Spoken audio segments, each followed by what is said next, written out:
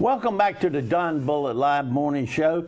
And we continue. You remember, our whole objective is to keep the community updated. Yes. Now, Sandra is between us right now, but Kyle Pritchard is the mayor of Spring Hope, and we're going to be talking about activities going on in Spring Hope and the Pumpkin Festival and how that was renewed. But Sandra participated and went. And Sandra, just speak between us on my microphone because I took yours. Absolutely. And tell the audience how impressed you were with the efforts. Good morning, Mayor. Good morning. Good morning. I was so impressed. I went to the festival, enjoyed it immensely. Parking, oh my gosh, I've never gotten that good a park at a festival. You know, you have to usually walk blocks and blocks and blocks. It was great. The festivities were just well attended. It was. Hey, y'all had a lot of people there. We did. A lot of people there. Just really good food vendors, very good craft vendors, you just name it. And somebody walked, I wish I could have took credit. Somebody walked up to me and said, I see the wig signs.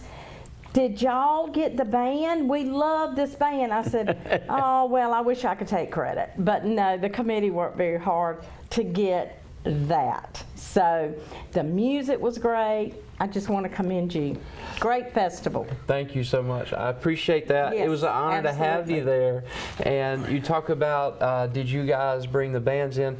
In a way, yes, you did, because you were so supportive of the event. You encouraged people to sponsor and volunteer and be involved. And so, in a way, yes, ma'am, WIG absolutely did contribute to the entire show that happened. Well, we're on board. Well, when we had you, we were pronouncing you dead because the graphic had said that. Yes. And then we got it started, and the momentum kept. Yes, Yes, it did. it did. But Sandra, thank you for that. And Absolutely. Kyle, I'll let y'all carry on. well, Kyle, tell us what's going on in Spring Hope. Absolutely. But please tell us how and what and where we're going with the Pumpkin Festival. Absolutely. I think it's back with the vendors and supporters that you're so appreciative of. That's right. Because they stepped up. They did, absolutely. So it was so great to see all of prior vendors jump right on board and step in. Also new vendors, we got so many new vendors that signed up. New food vendors, we had a total of 53 craft and boutique vendors that were there. The Kids Zone, we expanded that. A lot of young families have moved to Spring Hope and are coming to the area. People traveled in from 1, 2, 3, 4 hours away to come to this festival. It was very well attended. And so the young families loved that Kids Zone, but we had thousands of people that came to Spring Hope over the course of 2 days. Vendors were selling out, and downtown businesses were packed with lines out the door, pictures of these businesses when the parade was over. Yes, it had such a huge economic boost on the town of Spring Hope. And again, WIG played a very pivotal role in that. And you, Mr. Roger, gave the first $1,000. Well, we got it started when the coffer's empty. You had to put some in. That's right. And it's important, again, to thank those that carried the torch for so many years before us. It is a lot of hard work. And a number of those were invaluable for putting it back together. Correct. Yeah, so we appreciate all of their torch bearing along the way. Now that leads me to the next point. We had such huge community spirit. People came together with committee-driven results to keep the Pumpkin Festival on the schedule, on the calendar. And then tonight at 7 p.m. there's actually a Christmas in Spring Hope rally where small businesses, local businesses, organizations, churches are all invited to attend, and it's going to be at Depot Delights. This is being hosted by the downtown businesses at Depot Delights, 103 South Pine Street, Depot Delights in Spring Hope at 7 p.m. And then I want to plug another event meeting tonight. It's your show. 7 p.m. is the Spring Hope Garden Club meeting. That's the ladies that go around town and make it so beautiful. We've got ladies aging range from 5 all the way up to 87. So the Garden Club's got a place for any age. So Pumpkin Festival, huge success. Rally to Save Christmas tonight. And now we're going to jump over to some town progress updates. dates. Is that All okay? right. That's right, because a lot of ground is under repair. That's right. It is. It certainly is. And so we've got the phase 1 of our water main project is about to start. It's finally cleared all of the permitting with the state of North Carolina. It is out for scheduling right now for the work to start, and that's going to be miles of pipes being replaced under our ground. There will be some inconveniences in town. Residents know that, but for the long-term goals of having clean, clear, constant, steady water, this is an important part, replacing those old pipes. Also, you see the depot work continues downtown as we revitalize that into an event center, and that progress is going well. They've actually got the windows out right now. Oh, really? Taking them to a shop to have them completely restored, historically accurate, and That's putting them back in. a big and expensive venture. It is. It is. But thankfully, I had friends in the right places that helped me get that grant money to pay for it. As we said in the first segment, it ain't what you know, it's who you know. You know, and that does make a big difference, and those valuable relationships have paid off for the town of Spring Hope. I want to make sure that I mention this is something I organized 2 years ago, Okay. and we're doing the same thing October 22nd, and I wanted to ask you right here, we would love for WIG to be a part of it if you could. October 22nd. We think going forward, WIG is entitled to be a part of it, Anything we want.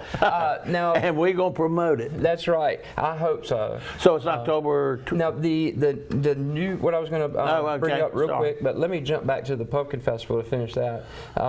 It is planned to move back downtown next year. That's what the feedback we got from a lot of the merchants, vendors, and participants as well, that they like the tradition of it being downtown. The event has grown, and so there's going to be a lot of logistics to try to fit how much we've grown it into downtown. We're going to work with the logistics organizers, and we may bounce back and forth. We don't know yet. It's going to be up to the committee, but we do have plans of returning it downtown, but it's going to take up a couple more blocks when we move it downtown next year. Good. The candidate showcase is what I wanted to also mention to you. We've got the bios, and we're going to have all the candidates attend on October 22nd at 7 p.m. at 7 Paz Manor. A lot of sevens in Spring Hope, isn't it? But that's going to be October 22nd at 7 p.m. All of our candidates running for the 3 commissioner seats, which there's 7 people running, and for the mayor seat.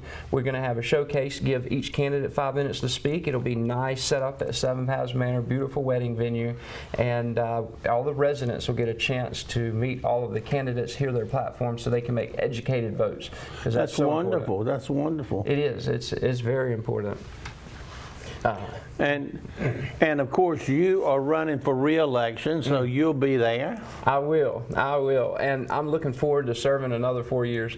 We have accomplished so much work over the last 4 years, and we have put so many things into motion, so many projects into motion, whether it's working on infrastructure, or economic development plans, or bringing businesses to town. We've been working on it, and we've focused on committee-driven results. You've probably seen. Yeah. I've established several committees over the The years. graphic gives good coverage to you. They do. The Nancy, if you're watching this, thank you, National Graphic. So That's where I get. That's my source of information mostly. You hear, Nancy, you're writing good stories. Well, the thing is, if you want local information for me, because I don't get the Spring Hope Enterprise, That's right. but They're yeah, in the middle, everybody gets them. that's right. You know? And so looking forward to continuing these different projects that we have been working on. And there's a special initiative once reelected that we're going to launch, and it's going to be to strengthen the partnership between the Spring Hope Chamber of Commerce, the Downtown Development Board, the Mayor's Office, and the business community in Spring Hope. Holding hands. That's right, holding hands together, working alongside, being there how I can help, having round tables, getting feedback, seeing how I can bridge the gaps. So that's a heavy initiative of mine. And then other things that we're just going to keep working on, I wanted to point out a total of $7.7 million in grants, state and federal, and Representative Alan Chesser helped with that tremendously. He's a great county representative. He is, isn't he? He really is. He works his behind off. He does.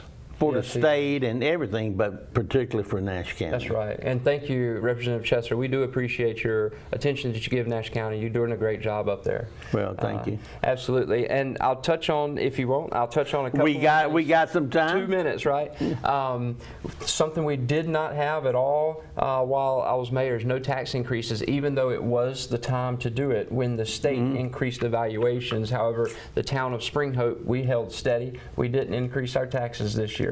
Also, this budget cycle, I made sure that we didn't increase our water rates. You know, that was very important. Yeah, because a number of small towns did. They did. They Water and sewage.